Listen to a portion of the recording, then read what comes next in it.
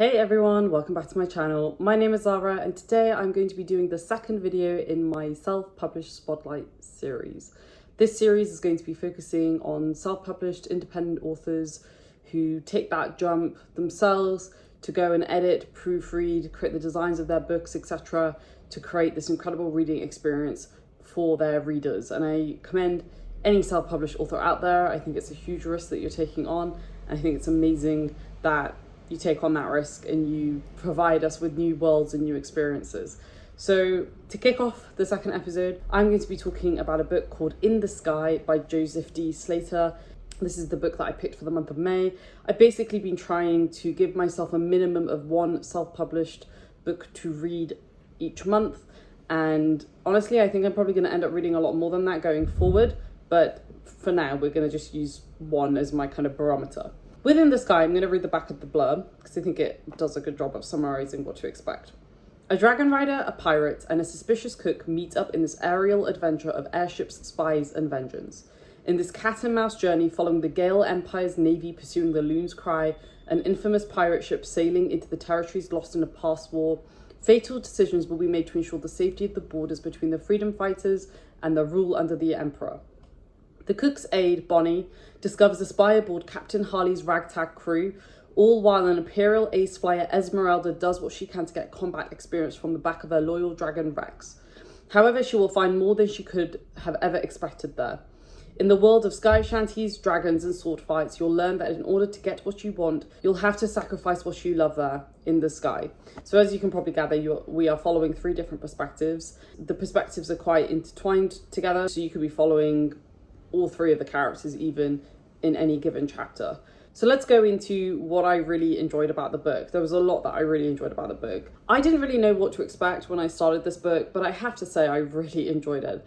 I really love the fact that we were following three very strong female characters, all different ages, all having slightly different roles to play, but they all had their own inner strength. I think the character work is very strong, and I think Joseph did a wonderful job of making them all feel very distinct, but showing power and strength in different ways. I think that's quite hard to do. I think typically in fantasy, especially with female characters, though I think this is changing more and more. Typically, though, in the past, you know, a woman has to be shown as a fighter, like a physical fighter, and she has to be overly sassy and, you know, quite rude in order to exhibit power. But to be quite honest with you, that's just a very one-dimensional way of presenting female strength. I think you can have people across the spectrum. You can have people who are a lot more quieter, introverted, don't necessarily talk a lot, but they have inner strength. But then you can see maybe other people who are on the other side of the spectrum who might be more physically powerful. So I like the fact that we kind of got characters across that spectrum because it just made it a little bit more three-dimensional rather than just kind of having the same character portrayed maybe, you know, slightly differently, but ultimately the same kind of copycat of one another. So I really appreciated that. I have to say my favorite character was probably Bonnie, which is quite interesting because Bonnie is the kind of quiet, introverted character in this one. And I just like the fact that she was kind of here, there and everywhere and doing what she needed to do to get the job done. And I loved it. I really liked her. I thought she was very resourceful, and I like characters who are resourceful in general. The next thing that I really liked is the fact that there is so much going on in this book. There's a little bit of flintlock.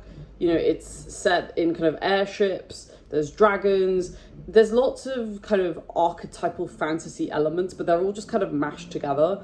I was a little bit worried about that because I thought, how can all those things work together? But it works. Joseph does a great job of just kind of weaving them in without it making it feel like, you know, there's dragons. What is the point of this dragon? There's a role that each of these elements have, and it adds extra depth to the story. And I have to say, I thought it was done really well. I think there's always a concern in fantasy that there's just like maybe too much going on, but he was able to simplify it in a way that just, you know, all of these elements were present, but not to the point where it kind of lost its essence or, you know, didn't even really need to be there. So kudos to Joseph for doing that, because I think that's super hard to do in general. So the next thing that I really liked was the dialogue. This is not something that I normally really shout out in my reviews, but I have to say I'm becoming more and more aware of dialogue in books, if that makes sense. Like I'm becoming I'm looking out for good dialogue. And I have to say, the dialogue in this book is really kind of fast, and it kind of reads like a script, but not in a bad way. I really want to make that clear. Like, it doesn't feel like a script, but it kind of does in a weird way. Like, you could imagine these characters having this conversation on the screen, and I feel like you wouldn't really have to adapt it much. Like, you could probably create a screenplay that is pretty reflective of the book and not really have to change much, which, again, I think that's really hard to do. And I think if anybody is looking for like a fantasy book to adapt, I think this is a really good option for it, because I could imagine it also being extremely kind of visually stunning. And this is going to lead me on to my next point in a second, because there's so much happening, and the world feels quite big, even though we don't necessarily get to see all of the world. I mean, we're mainly on a ship, and then we're kind of in this like other area where the dragons are. We're basically in two places for the book. One is the ship, which is called the Loon's Cry, and then we're in this kind of area where the dragons are based in the mountains. Even though we're only in these two locations, the world feels a lot more vaster than it actually is. And I feel like the way that Joseph describes those locations, it feels incredibly vivid. And that is the next thing that I would say, is the world building is pretty strong, despite the fact that we're only in two locations. Don't let that put you off though, because these two locations I feel like I could go build a movie set of both of these locations tomorrow if I had the means to, because they feel very real and they feel like they have a personality. I think Joseph did a really good job of making this world feel a lot vaster than it actually was, but then giving personality and character to these two different locations that we're in. The last thing that I'm going to mention is the general pacing of the book. I think the pacing of this book is great. I think it starts off a little bit slower, and then it kind of really and when I say a little bit slower, I mean it really starts to pick off after like the first like couple of chapters. So it's not that slow, just to be super clear, but I feel like it eases you into it. It kind of sets the ground of the three main characters and then the stakes that are at play. And then once we kind of really get the story going and we're really getting to the crux of the matter of what is happening, and it really hits the notes. The last thing that I'm going to mention that I really enjoyed was the fact that there are quite a few twists in this book. After one of the quite big twists, I actually messaged Joseph and I was like, what is this? Because it was great. It was really good. I really appreciated it. I can generally see twists coming. And I think for this one, I didn't really expect there to be that many twists. So then to get that was quite nice. And again, I really appreciated it as a reader. The only thing that I would have maybe wanted more of was more time with the dragons. I really liked the parts that we got with Esmeralda, who is the dragon rider. And I would have just liked to have got a little bit more exploration of the history and the lore of the dragons, because I just love dragons in general. So I would have really appreciated that.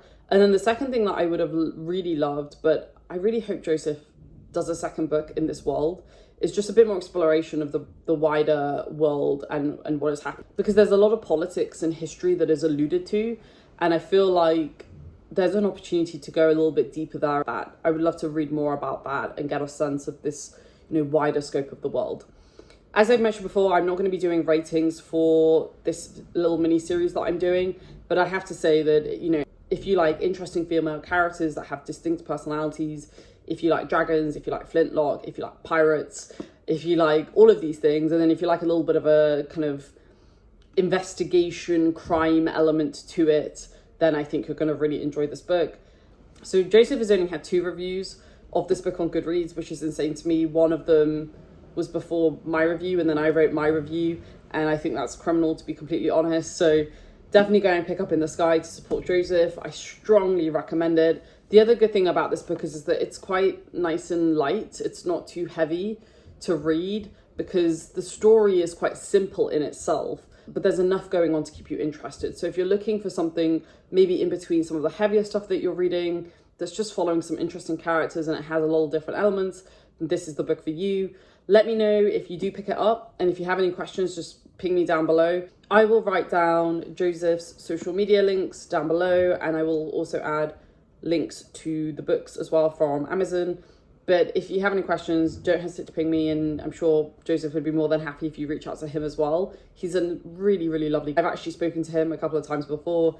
Super lovely guy, and I really would love to try and get him on my channel at some point in the future to discuss this book and the other books that he's written. So he's definitely an author that I'm going to be picking up more of. I really hope he'll consider doing another book in this world, but I'm excited to pick up his other stuff too. So that's it for today, folks. Let me know if you have any questions, and I will see you in the next one. If you like what I'm doing here, I would appreciate a subscribe. I noticed in my data that only 47% of you who watch my videos are actually subscribed to me. If you'd like to support the channel and support me and really spreading the word of, you know, fantasy books and self-published authors and all of that fun stuff, then I would really appreciate it. But with that in mind, see you in the next one, folks. Stay safe, take care, and I will speak to you very soon. Ciao, ciao.